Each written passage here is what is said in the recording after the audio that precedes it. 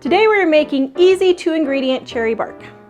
You're going to melt white almond bark. These are great because they come with a little handy microwave tray that you can just do it right in here. Sometimes white chips are cheaper than the almond bark, so if so, you can just pour those in a measuring cup. Melt those down. Stir your candy coating to make sure that it's all melted. Then you're going to pour your almond bark and you're going to spread it around on your sheet. Then you're going to take chopped cherries and put them all over. Then you're going to put this in the freezer, or you can let it sit on the counter until it gets hard. Then you're going to break into pieces and enjoy.